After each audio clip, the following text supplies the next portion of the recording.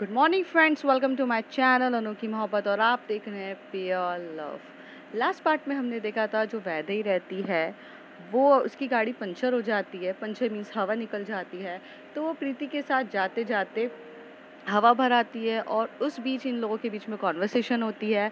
वो बोलती है कि मैं आपकी फ्रेंडशिप एक्सेप्ट करती हूँ और मैं आपको स्टडीज़ में भी हेल्प करूँगी, जिसमें वैदेही कहती है कि स्टडीज़ में हेल्प मत करो क्योंकि आप मुझे हेल्प करने जाओगे और प्रॉब्लम में फंस जाओगे। पर वो कहती है कि नहीं, मैं हेल्प करूँगी। यहाँ पर वो ऐसी बातें करने के बाद वो घर पहुँच जाती है।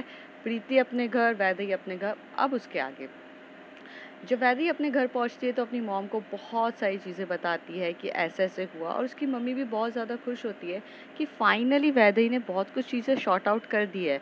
मतलब अब मेरी बेटी इतनी मैच्योर्ड हो गई है कि उसे सही और गलत के बीच में डिसीजन लेने के लिए समझ में आ रहा है। उसे समझ में आया है कि उसे जो प्रीति के साथ किया वो गलत था। जब वैदेही अपने रूम पर जाती है तो वो बहुत ज़्यादा हैप्पी होती है। शायद इतनी हैप्पी वो कभी नहीं हुई होगी। अ, इस बार उसका एक अलग ही नेचर था।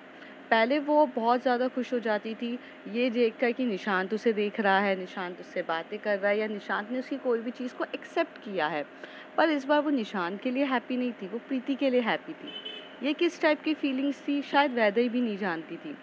वो ऐसा नहीं था कि उसे निशांत पसंद नहीं था, पर ऐसा था कि अभी एट प्रेज़ेंट से वो इतना जानती थी कि वो बहुत ज़्यादा हैप्पी है सिर्फ़ और सिर्फ़ प्रीति से बात करके, प्रीति के साथ दोस्ती करके। किस टाइप की फीलिंग्स है, ये तो वो भी नहीं जानती थी। दूसरी तरफ जो प्रीति रहती है, जब वो अपने घर जाती है, अपनी मम्मी के पास जाती है, तो मम्मी कहती है कि तुम्हारी फिर से दोस्ती हो गई क्या वैदेही से? तो वो कहते हैं कि मॉम, वैदेही से फिर से दोस्ती क्या? मैंने दोस्ती तोड़ी ही नहीं थी कभी। हाँ, वो मेरी दोस्त है और हमेशा रहेगी और वो बाकी लड़कियों से बहुत अलग है। मॉम, मेरे पास ना अनन्या है, निशांत है और भी मेरे बहुत सारे फ्रेंड्स हैं, बट वो सब मेरे लिए मतलब के लिए हैं। तभी जो प्रीति की मॉम रहती है वो बैठती है सोफ़े पे और बोलती है, इधर बैठो बेटा। आपको क्या लगता है कि वैदेही भी आपके साथ बिना मतलब के लिए नहीं है? उसका भी कोई ना कोई मतलब होगा। वो भी सब के सब इस दुनिया में किसी न किसी मतलब से ही होते हैं। आप यहाँ पर अगर अपनी इस दुनिया में ये सोचोगे कि कोई भी प्योर फ्रेंडशिप कर रहा है या फिर कोई बिना मतलब के आपके साथ है, तो ऐसा कुछ नहीं है। यहाँ सब के सब अपने मतलब के लिए है और यही बात मैं हमेशा से आपको बताती हूँ कि दुनिया बहुत ख़राब है और आपको दुनिया को देखते हुए रहना है। जो प्रीति की मॉम थी वो बहुत प्रैक्टिकल थी अपनी लाइफ में। वो इमोशंस इन सब से ज़्यादा वो प्रैक्टिकली वे में बिलीव करती थी। वो इमोशंस को कभी इम्पोर्टेंस देती ही नहीं थी। उनके लिए ये था कि प्रैक्टिकली वे में वो सोचती थी कि ये चीज़ है तो ये कोई ना कोई मेरे पास आ रहा है, मतलब के लिए आ रहा है। कुछ ना कुछ इसे मुझसे चाहिए होगा तो मतलब के लिए चाहिए। तो ऐसी सोच थी प्रीति की मॉम की। पर प्रीति तो बच्ची थी, उसे तो कुछ भी नहीं पता था कि क्या मतलब क्या वगैरह। पर वो जो भी अपनी मॉम से सीखती थी, उसे लगता था कि मेरी मॉम है, क्योंकि हमारी दुनिया में सबसे पहला अगर किसी बच्चे के लिए उसकी टीचर होती है तो उसकी मॉम होती है। जो मॉम सिखाती है वही इंसान सीखता है। सेम चीज़ प्रीति के साथ हो रही थी। प्रीति की मॉम उसे जो बताती थी वही उसके दिमाग में रहता था। पर इस बार प्रीति उसे उनको जवाब देते हुए बोलती है, मॉम आप सही कहते हो कि हर कोई कहीं न कहीं किसी न किसी से मतलब के लिए ही जुड़ा हुआ है। अनन्या मेरे साथ इसलिए क्योंकि मैं टॉपर हूँ। निशांत मेरे साथ इसलिए क्योंकि मैं टॉपर हूँ। और भी मेरे से जो भी प्यार से बात करते टॉपर हूँ। पर वैदेही मेरे साथ इसलिए नहीं है कि मैं टॉपर हूँ। उसे कोई फ़र्क नहीं पड़ता। ना वो मेरे पास इसलिए आई है कि उसे मुझसे पढ़ाई में कुछ हेल्प चाहिए। वो तो मुझे सिर्फ़ इतना बोलती है कि आप हेल्प नहीं भी करो तो भी कोई फ़र्क नहीं पड़ता है। मॉम, इस टाइम आप गलत हो। वैदेही मेरे पास कोई मतलब के लिए नहीं आई है। तभी उसकी मॉम को एक बात बहुत बुरी लगती है कि पहली बार उनकी बेटी ने उन्हें ये बोला है कि आप गलत हो, क्योंकि जो प्रीति की मॉम रहती है वो हमेशा से डोमिनेटिंग नेचर की हैं और उनका ऐसा है कि वो जो बोलेंगी प्रीति को सुनना पड़ेगा और प्रीति को वो अपनी बेटी कम अपनी प्रॉपर्टी ज़्यादा समझती हैं। और उनका वो जो एटीट्यूड रहता है अपनी बेटी के लिए कि मैं जो बोलूँगी वही करना है, सही करना है, आप मुझे उल्टा जवाब नहीं दे सकते हो, आप मेरी बात को नहीं काट सकते हो, अगर मैं दिन को रात बोलूँ तो वो रात ही है, आप मुझे ये बोलो।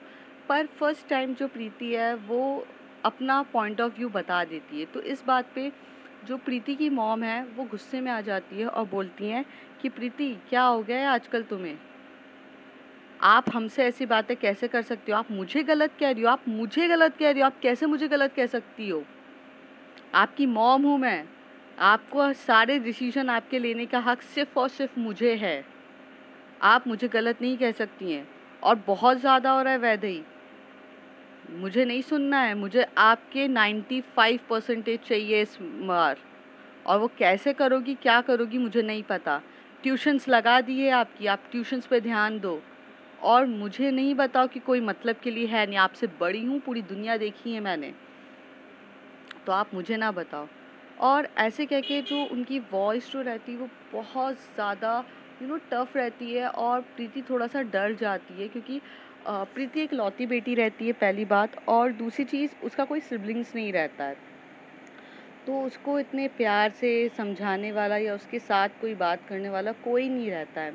तो प्रीति बहुत अपसेट हो जाती है और चुपचाप जाकर अपने रूम पर चली जाती है, और कहीं न कहीं उसे बहुत ज़्यादा हर्ट होता है, तो उसकी आँखों में आँसू भी आने लगते कि मैंने ऐसा क्या गलत कह दिया जो मेरी मम्मी मुझ पे इतना ज़्यादा गुस्सा करने लग गई। और थोड़ा-सा अपसेट होती है, रोने जैसी उसकी हालत हो चुकी रहती है। उसी बीच में उसके जो पापा रहते हैं, वो टूर पे गए हुए रहते हैं। उसके पापा मार्केटिंग में जॉब करते थे, तो वो टूर पे हमेशा से जाते थे। जैसे प्रीति के पापा आते हैं, तो प्रीति के पापा उसकी मॉम से पूछते हैं कि प्रीति कहाँ है? तो वो कहती है वो अपने रूम पर है। तो प्रीति के पापा के लिए उनकी बेटी से ज़्यादा इम्पोर्टेंट कुछ नहीं होता था। ऐसा था कि प्रीति के पापा सबसे पहले अपनी बेटी को देखते थे, फिर कुछ सोचते थे। तो वो फटाफट जाते हैं, नॉक करते हैं, प्रीति डोर ओपन करती है और वो एकदम से अपने पापा को बहुत हग करने लगती है। और जैसे ही हग करके उसकी आँखों में से आँसू आ रहे रहते हैं। प्रीति के पापा समझ जाते हैं कि मॉम के साथ कुछ ना कुछ हुई है, क्योंकि प्रीति अपनी मॉम से ज़्यादा क्लोज़ नहीं थी जितनी वो अपने पापा से क्लोज़ थी। तो प्रीति के पापा उसका हाथ पकड़ के उसे बिठाते हैं और बोलते हैं, तब प्रीति सारी सिचुएशन, सारी बातें बताती है। तो उसके पापा बोलते हैं, मम्मी तो ऐसी हैं, आपको पता तो है। आपको पता है ना मम्मी का नेचर डोमिनेटिंग इस टाइप का है। आप उन पे ध्यान मत दो। आपको वैदेही पसंद है? तो प्रीति कहती है, पापा वो बहुत अच्छी है, वो मेरे साथ ना मतलब के लिए नहीं है। तो पापा बोलते हैं, पता है इस दुनिया में बेटा सब मतलब के लिए होते हैं। तभी प्रीति कहती है, आप भी पापा? तो कहते हैं, मेरी बात तो सुनो मेरा बच्चा। तो प्रीति बोलती है, हाँ पापा कहिए। तभी बोलता है, बेटा इस दुनिया में ना सब मतलब के लिए होते हैं। आपकी मम्मी को ना हमेशा से मतलबी लोग मिले, इसलिए ना उन्होंने बचपन से अपने जीवन में मतलबी लोगों को देखा है ना, तो उन्हें ऐसा लगता है कि दुनिया ही मतलबी है। पर कुछ ऐसे दोस्त होते हैं जो बिना मतलब के लिए रहते हैं और जो बहुत अच्छे से अपनी दोस्ती निभाते हैं। पता है इस दुनिया में दोस्ती निभाने वाले बहुत कम लोग मिलते हैं।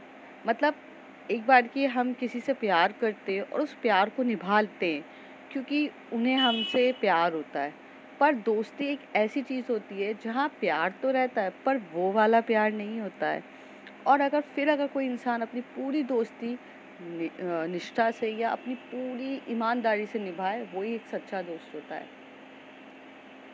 तो अगर आपको लगता है कि वैदेही आपके लिए बिना मतलब के लिए, तो ऐसे दोस्त को कभी नहीं खोना मेरा बच्चा। आप हमेशा से उससे दोस्ती करो और अपनी दोस्ती भी उसके साथ वैसे ही निभाना जैसे वो निभाएगी। अगर वो आपके साथ बिना मतलब के लिए, तो आप भी उसकी मदद बिना मतलब के लिए करना। जब दो तरफ़ा दोस्ती अच्छे से निभाई जाती है, तो वो बहुत आगे तक जाती है मेरा बच्चा। आप समझ रहे हो मैं क्या कह रहा हूँ? तभी जो प्रीति कहती है, हाँ पापा। अच्छा आप पापा इतने अच्छे से दोस्ती के बारे में बता रहे हो, आपका कोई फ्रेंड है ऐसा? तो उसके पापा स्माइल करने लगते हैं और कहता है, हाँ है ना मेरा बच्चा, मेरा एक फ्रेंड है, पर वो फीमेल है। तो कहते, पापा फीमेल फ्रेंड? तो कहती, हाँ मेरी एक फीमेल फ्रेंड है जिसका नाम जिसका नाम कोयल है। कोयल पापा? तो कहती हैं, हाँ मेरे स्कूल में हम जब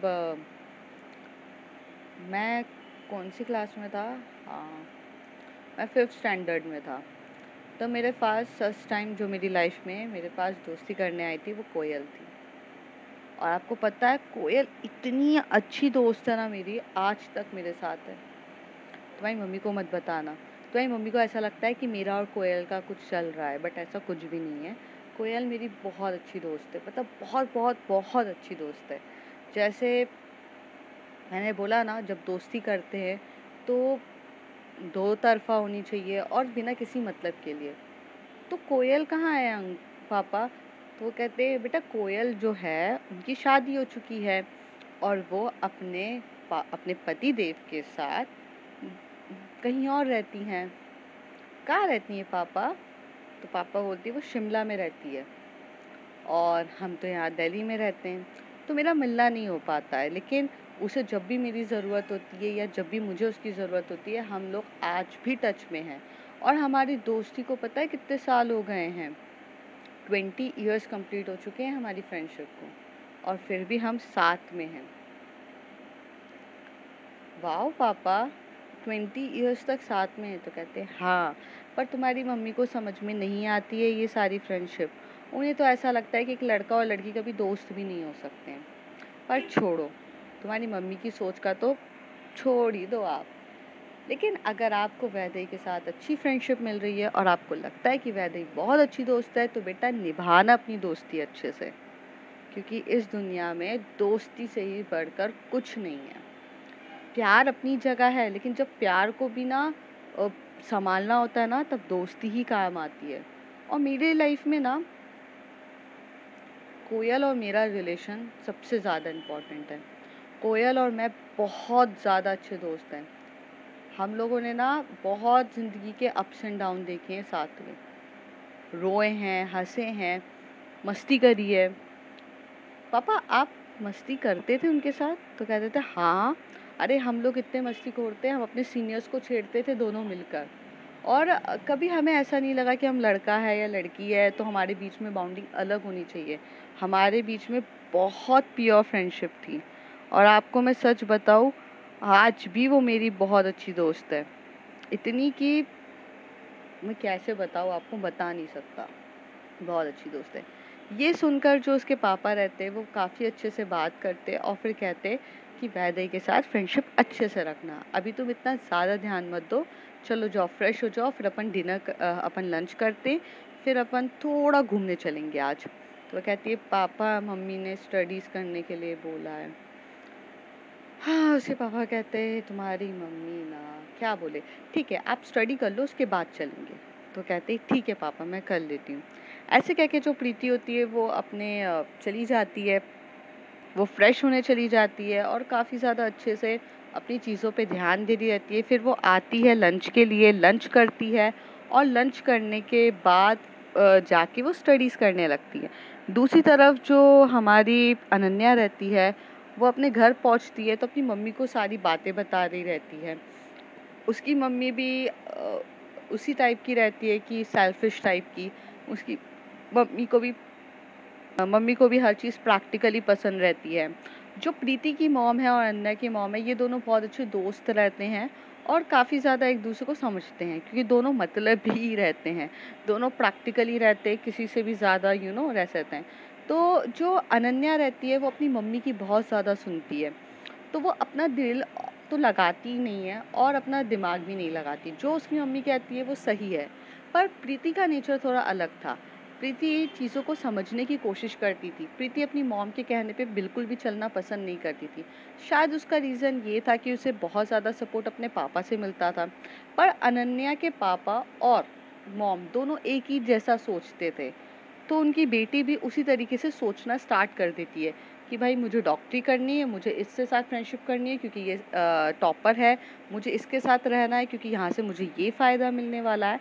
तो अनन्या ऐसी सोचती थी और अनन्या अपनी ऐसी सोच को लेकर अपने जीवन में आगे बढ़ना चाहती थी।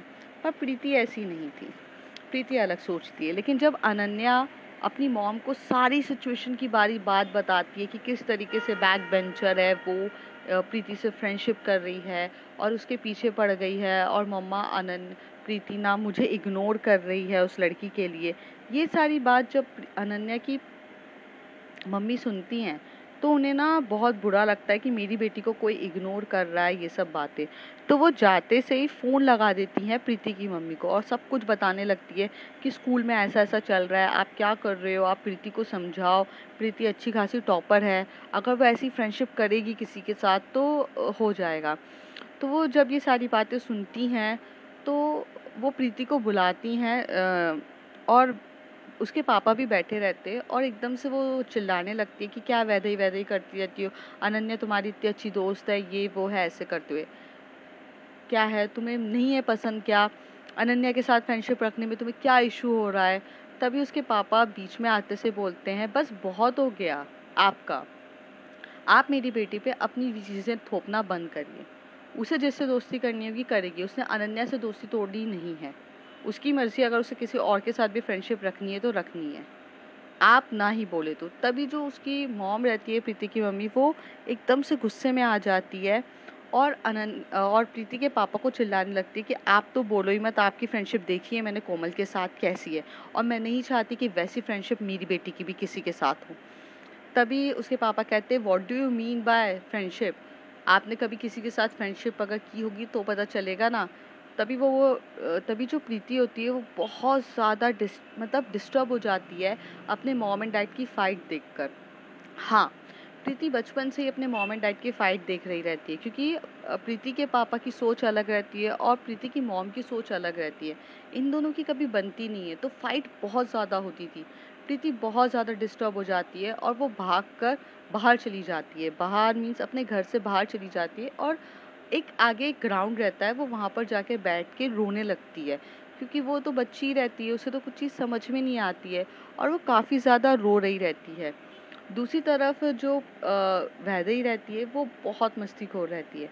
उसे तो अपनी लाइफ को एंजॉय करने के अलावा और कुछ दिखता ही नहीं है। उसे स्टडीज़ में तो कोई इतना इंटरेस्ट था नहीं। तो वो अपनी स्कूटी उठाकर शाम को जैसे ही घूमने निकलती है तो वो भी प्रीति के उस घर के पास वाले एरिया में आती है। तो वो जब वो उस गार्डन में देखती है तो बच्चे खेल रहे रहते हैं और हाँ, वो बच्चे फुटबॉल ही खेल रहे रहते हैं। और जब फुटबॉल की बारी आती है तो वैदेही को याद आ जाता है कि कैसे वो प्रीति के साथ वो फुटबॉल खेली थी, और फिर वो वहीं पे अपनी गाड़ी रोककर साइड में लगाकर वो बच्चों के साथ खेलने जाती है और वो काफ़ी ज़्यादा बच्चों के साथ खेल रही रहती है। खेलते खेलते उसने इतनी जम के जो बॉल फुटबॉल मारी हुई रहती है कि वो वहाँ पर जाके एक बेंच में एक लड़की बैठी रहती है, उसको सर पे लग जाती है। जो वैदेही सारे बच्चे जम के चिल्लाते हैं वैदेही की कि आपकी वजह से देखो लग गई है, आपकी वजह से लग गई। तो वो बोलते हैं हाँ ठीक है बाबा, मैं सॉरी जाकर बोलती हूँ और बॉल भी लेकर आती हूँ। और ऐसे जाती है वो, और जैसी वो उसके पास जाती है तो वो देखती है कि वो लड़की और कोई नहीं, वो प्रीति रहती है। तो वो पूछती है अरे प्रीति, तुम यहाँ क्या कर रही हो और इतना रो क्यों रही हो, क्या हो गया तुम्हें। अरे मैंने तो कोई इतनी जम के बॉल नहीं मारी है आपको, मैंने कोई इतनी जम के तो आपको बॉल नहीं मारी है जो आपको इतनी जम के लग गया है। तो प्रीति उसकी तरफ देखती है वैदेही की तरफ और कुछ बिना बोले ही वो रोने ही लगती है। तभी वो बॉल उठाती है और वो बच्चों की तरफ देख के बोलती है कि बच्चों ये बॉल लेकर जाओ। तो वो कहती है दीदी आपने इतनी जम के मार दिया क्या, कि देखो दीदी रो रही है, देखो आपने रुला दिया। तभी वो कहती है कि हाँ मैंने रुला दिया, मैं बात करती हूँ, आप लेकर जाओ बॉल। और ऐसे करके बच्चे चले जाते हैं। जो वैदेही होती है वो साइड में बेंच में आकर बैठती है और कहती है अरे प्रीति, इतनी जम के भी यार बॉल नहीं लगी हो है, अगर लगी है तो बता दो कहाँ लगी है यार, ऐसे रो क्यों रही हो, और पहली बात तो तुम ये बताओ तुम यहाँ कर क्या रही हो। मुझे लगा तुम पढ़ाई में बहुत ज़्यादा फोकस्ड हो तो तुम कभी गार्डन वगैरह में आती भी नहीं होगी। क्या हो गया है वैदेही, क्या हो गया है प्रीति, बताओ ना यार, ऐसे रो मत। और वो रोए जा रही रहती है, फिर सडनली से जो वैदेही है वो थोड़ा सा उसका फेस ऊपर करती है और उसके आंसू पोंछते हुए बोलती है अरे बता भी दो, छोटी सी क्यूट सी गुल्लो गोलू मोलू टाइप दिख रही हो आप, आपके गाल देखो कितने गोलू मोलू टाइप है, और रोती हो तो देखो कैसे लाल हो रहे हैं आपके गाल, और आपकी नोज भी रेड हो रही है देखो। ऐसे मजाक में बोल रही रहती है। तभी प्रीति एकदम से हग करती है वैदेही को और बहुत टाइटली हग करके उसके आंखों में से जो आंसू निकल रहे रहते हैं वो शोल्डर में गिर रहे रहते हैं वैदेही के। तो जो वैसे ही रहती है, वो बहुत टाइटली हग उसको भी करती है, बोलती कि क्या हो गया है प्रीति यार, बच्चा बताओ तो, यार प्रीति क्या हो गया है, please please tell me something यार, मुझे ऐसा पसंद नहीं है, आप ऐसे रो रहे हो, क्या हुआ है प्लीज़ बताओ यार, मतलब मैंने कुछ बोल दिया क्या यार, मैंने इतनी चमके तो बॉल नहीं मारी रहती है। पर वो रोए जा रही रहती है। फिर वैदेही को भी समझ में आता है कि शायद ये बॉल वाली किस्से की बात नहीं है, कुछ और है। तो वो सिर्फ़ उसको सिर्फ़ हग करके रोने देती है, कुछ नहीं करती है। फिर थोड़ी देर बाद जब प्रीति का पूरा रोना ख़त्म हो जाता है, कुछ 5 से 10 मिनट के बाद, वो दूर होकर उससे पूछती है, "अब बताएँगी आप मुझे कि क्या हुआ है?" तो वो कहती है, "कुछ नहीं, मेरे मॉम एंड डैड एक-दूसरे से फ़ाइट करते रहते हैं और उनकी फ़ाइट मुझसे हैंडल नहीं होती है। वो लोग ना इतनी फाइट करते हैं कि मैं ये सब चीज़ें नहीं देख पाती हूँ।" तो जो वैदेही रहती है वो उसको साइड से शोल्डर से टाइटली हग करके बोलती है, "इतनी सी बात है?" तो वो कहती है, "इतनी सी क्या बात है वैदेही, मेरे मॉम डैड फाइट करते हैं।" तो कहती है, "हाँ तो करने दो ना, देखो जहाँ प्यार होता है वहाँ फाइट भी होती है। अभी पता है मेरे मॉम डैड भी फाइट करते हैं, ऐसा नहीं है।" तो पर मैं ध्यान ही नहीं देती हूँ। आप नहीं समझ रहे हो, आपके mom and dad normal fight करते होंगे, मेरे मॉम एंड डैड मुझे लेकर फाइट करते हैं। तो कहती है, उप्स, आपको लेकर मतलब कैसे? तो कहती है कि अरे मेरी मॉम चाहती है मैं ये करूँ, मेरे पापा चाहते हैं मैं वो करूँ, इसमें फंसती तो मैं ही हूँ ना। तभी वैदेही कहती है, तो प्रीति क्या चाहती है? प्रीति अगर अपना खुद का डिसीजन नहीं लेगी तो उस पे कोई चॉइस डालेगा ही नहीं। प्रीति क्या चाहती है? प्रीति तो एक्चुअल में कुछ चाहती ही नहीं है। प्रीति तो ऑल टाइम ये सोचती है कि क्या करना है, मॉम ने ये कहा ठीक है मैं ये कर लूँगी, डैड ने ये कहा ओके मैं ये कर लूँगी। पर मैं भी तो जानना चाहती हूँ कि प्रीति क्या चाहती है।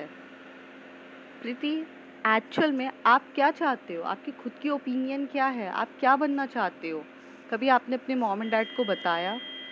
आपने चाहा कि आपको क्या चाहिए, आपको क्या नहीं चाहिए? आपने कभी अपनी चॉइस रखी है? आपको पता है हम जिस जनरेशन में रह रहे हैं यहाँ पर ना बच्चे अपनी चॉइस अपने माँ बाप पे थोपते हैं, पर आप ऐसे हो कि आप अपने मॉम डैड की चॉइस को अपनी प्योरिटी बना रहे हो और इसी वजह से आप डिस्ट्रैक्ट होते हो और आपको पेन हो रहा है। आपको पता है पापा कुछ और चाहते होंगे, आपके आपकी मम्मी कुछ और चाहती है, पर आप क्या चाहते हो आपको खुद ही नहीं पता है। तो ऐसे डिस्ट्रैक्ट होके कोई मतलब नहीं है ना प्रीति। आप क्या चाहते हो वो जानो। आप थोड़ा-सा समय खुद के लिए निकालो ना। और ऐसे रोने से कुछ नहीं होता है प्रीति। आपको पता है रोते कमज़ोर लोग हैं। नहीं, ऐसा नहीं है कमज़ोर लोग नहीं रोते, मतलब इमोशंस है तो रो लेना चाहिए, मेरी मम्मी कहती है। बट अभी आप फालतू का रो रहे हो। अभी आपके मम्मी-पापा अगर लड़ रहे हैं आपको लेकर तो आप सुनो ही मत ना। आप सिर्फ़ ये बोलो कि अगर आप मेरे स आप आपस में लड़ रहे हो तो ठीक है। लेकिन अगर आप मुझको लेकर लड़ रहे हो तो मैं आपको बता देती हूँ कि मुझे क्या चाहिए अपनी लाइफ़ में। उसके बाद कोई लड़ाई होगी ही नहीं प्रीति। अभी देखो मैं बताती हूँ, मैं तो कुछ करने वालों में से हूँ नहीं। मतलब आपको पता है मैं पढ़ाई में अच्छी हूँ नहीं। बैक बेंचर हूँ, लास्ट में से पास हो जाती हूँ, काफ़ी है। पर मुझे पता है कि मुझे क्या करना है। मुझे वॉलीबॉल पसंद है, इसलिए मैं वॉलीबॉल बहुत अच्छे से खेलती हूँ। आपको एजुकेशन पसंद है, आपको पढ़ाई बहुत पसंद है, आपको एडमिक क्वालिफ़िकेशन पसंद है, आप वो करोगे, मुझे पता है। लेकिन उसमें भी आप क्या बनना चाहते हो वो तो डिसाइड करो। मॉम चाहती है आपकी कि आप डॉक्टर बनो, पर आपको बनना कुछ और है। तो फिर आप क्यों बनना चाहते हो? तभी प्रीति एकदम से पूछती है वैदेही से, "आपको कैसे पता कि मुझे डॉक्टर नहीं बनना है?" तो प्रीति कहती है तभी वैदेही कहती है कि हाँ, मुझे पता है आपको नहीं बनना है, क्योंकि आपका इंटरेस्ट ही नहीं है डॉक्टरी में। आप कुछ और बनना चाहते हो। इतना मुझे पता है, क्या बनना है मुझे नहीं पता। पर आप वो अनन्या के साथ बैठ-बैठ के अनन्या जैसे हो गए हो। थोड़ा अपनी ना दोस्ती बदलो। तो कहती है, "आप दोस्त हो ना अब आप मेरे?" प्रीति कहती है। तो कहती है, "हाँ, मैं तो हूँ और अपना प्लीज़ ये रोना-धोना बंद करो और चलो मेरे साथ।" और ऐसे पकड़ के वो एकदम से प्रीति का हाथ पकड़ती है और उसे लेकर जाती है फुटबॉल खेलने। काफ़ी ज़्यादा अच्छे से ये लोग फुटबॉल खेल रहे रहते हैं, इधर से वो मार रही रहती है और प्रीति को उसने फुटबॉल खेलना भी सिखाया हुआ रहता है। तो ऐसे करके इन लोगों की फ्रेंडशिप और बॉन्डिंग बहुत स्ट्रांग हो रही रहती है। तभी प्रीति कहती है कि वैदेही, अ, मुझे अपनी लाइफ को जीना है। तो वैदेही कहती है, हाँ तो किसने मना किया? तो कहती है, मुझे मुझे खेलना कूदना है और साथ ही साथ पढ़ाई भी करनी है। तो वैदेही कहती है, हाँ तो मना किसने किया है? तो कहती है, अब से आपके साथ मैं खेलना चाहूँगी, क्या आप मुझे अपना थोड़ा सा टाइम ऐसी फुटबॉल वगैरह इन सब में खेलोगे? तो वैदेही हंसते हुए बोलती है, यार दोस्त तो तुम्हारी ऑल टाइम रहूँगी। हाँ हाँ खेलेंगे हम शाम को, पर मैं ना वॉलीबॉल खेलने जाती हूँ स्टेडियम पे, तो मेरा थोड़ा सा ऑल्टरनेटिव रहेगा, तो चलेगा आपको? तो कहती है, हाँ चलेगा, मुझे कोई इशू नहीं है, मैं मैनेज कर लूँगी। तो कहती है, डन। मैं कल नहीं आ पाऊँगी, मैं कल स्टेडियम जाऊँगी खेलने के लिए, तो आपको कोई इशू तो नहीं है? तो कहती है, ठीक है। पर वो कहती है कि आपको मेरे साथ स्टडीज़ भी करनी पड़ेगी। जैसी वैदेही ये सुनती है स्टडीज़, तो कहती है, नहीं नहीं नहीं नहीं, मैं स्टडी वगैरह कुछ नहीं करने वाली हूँ। आपको मेरे साथ खेलना है, मैं उसके लिए रेडी हूँ, लेकिन आप मुझ पे ये मत डालो कि मैं पढ़ने बैठूंगी। अरे वो मुझे मैथ समझ में ही नहीं आती है, वो एक्स वाई क्या होता है, वो साइन थीटा कॉस थीटा नहीं आता मुझे समझ में। तभी प्रीति हंसने लगती है और बोलती है, साइन थीटा कॉस थीटा? तो कहती है, तो फिर पास कैसे होगी अगर नहीं पढ़ोगी? तो कहती है, यार पता नहीं कैसे होंगी पास, मुझे नहीं पता, एंड टाइम पे कैसे तैसे कर लूँगी, लेकिन नहीं होता मुझसे। तो कहती है, अरे क्यों नहीं होता है यार, आप आओगे, हम स्कूल से घर जाते टाइम आप मुझे जब छोड़ोगे तब आप मेरे साथ घर आओगे और फिर हम 1-2 घंटा स्टडी करेंगे, फिर आप अपने घर चले जाना, फिर शाम को आप मुझे मिलना, हम घूमेंगे, हम थोड़ी मस्ती करेंगे। तो जो प्रीति रहती है वो बहुत टाइम की पंक्चुअल रहती है, तो उससे पूरा शेड्यूल बना दिया रहता है। लेकिन वैदेही रहती है तो बोलती है, यार तुम क्या टीचर हो क्या जो शेड्यूल बना रही हो? पीरियड चल रहे हैं क्या जो स्कूल के, कि फर्स्ट पीरियड में ये होगा, सेकंड पीरियड में वो होगा? अरे भाई मैं फॉलो वॉलो करने वालों में से नहीं हूँ, मैं नहीं आने वाली। तो प्रीति कहती है, फ्रेंडशिप की है तो निभानी तो पड़ेगी। तो तभी जो वैदेही बोलती है, यार मुझे पता होता ना कि आप अगर ऐसे फ्रेंडशिप निभाओगे तो मैं फ्रेंडशिप ही नहीं करती। ये बात सुनकर ना एकदम से प्रीति को बुरा लग जाता है और वो कुछ नहीं बोलती है, वहाँ से जाने लगती है। तभी वैदेही को समझ में आता है कि उसने कुछ ऐसा बोल दिया है जो उसे नहीं बोलना चाहिए था। तो फटाफट वैदेही उसके बाजू में आकर भागती है और उसको पीछे से हक करते हुए बोलती है, आई एम सॉरी यार, मेरा मतलब वो नहीं था। नहीं नहीं, हम दोस्त हैं, हम पक्का करेंगे, मैं आपको प्रॉमिस करती हूँ यार, मैं अपनी फ्रेंडशिप निभाऊंगी। नहीं नहीं, प्लीज़ आप ऐसे सैड मत हो। और ऐसे कह के जो प्रीति रहती है, पहले उसे बहुत बुरा लगता है, पर वो फिर बाद में ना हंसने लगती है और फिर कहती है, ठीक है।